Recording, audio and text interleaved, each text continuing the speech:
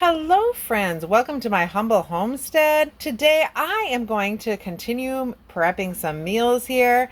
Even though we are finished with the Every Bit Counts challenge, don't think that we are done prepping and preparing meals. Oh no, that will continue throughout the year.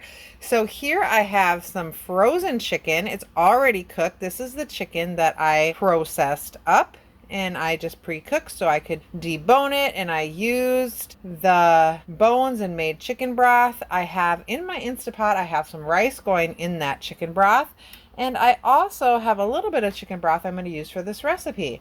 I have an onion. I have dehydrated mushrooms from last year and some garlic. I will link the recipe below that I base this off of, but as always, I kind of use what I have in my house and make my own modifications. So you can do as you will. Like I think it calls for just regular chicken breast you slice up. I'm using frozen cooked chicken. So that is what I'm using. And then I'm going to add some salt and pepper. I'm going to let this cook up. I also have some olive oil in here to just let this all cook up in. This is going to be a great cream cheese chicken recipe.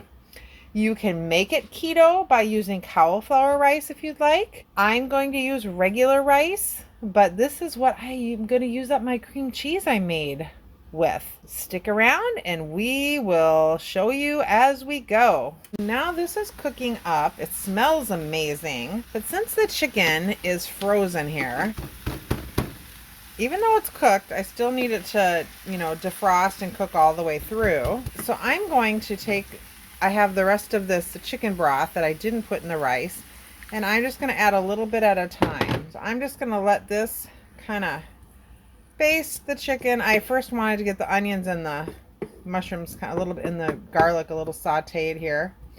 Now I'm just going to cook up this chicken until it, gets nice and thawed out, and then we'll move on to adding our cheeses. Taking the recipe and then just ad-libbing.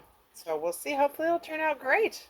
Okay, so now it says to add 4 ounces of cream cheese. This is the homemade cream cheese that I made.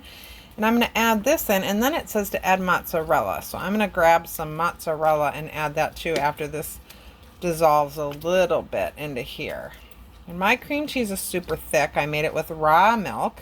And so I'm just going to let this kind of melt in with this chicken broth I have here. So this is hopefully going to be fabulous. And I think I'm just going to have it with a salad. I have some cabbage and some cucumbers and tomatoes. I'm just going to chop that up and have that on the side.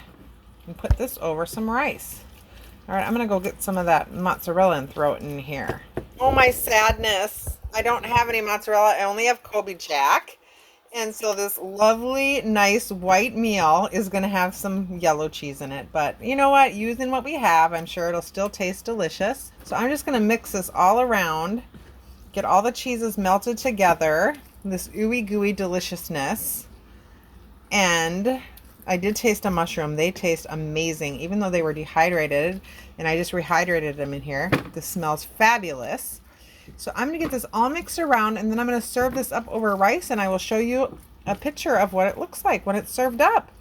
Super easy meal, everybody. Just using what I have. And thanks for watching, everyone. Be blessed. Have a great day. Thanks, everyone, for participating in that Every Bit Counts challenge. We'll just keep preserving and using what we have. And I'm probably gonna, my tomatoes are starting to come in, so they're coming in later. So I'll still have some things to show you. I think I'm gonna freeze dry some tomatoes, so that will be fun. All right, be blessed. Have a great day. Remember you're loved. Bye.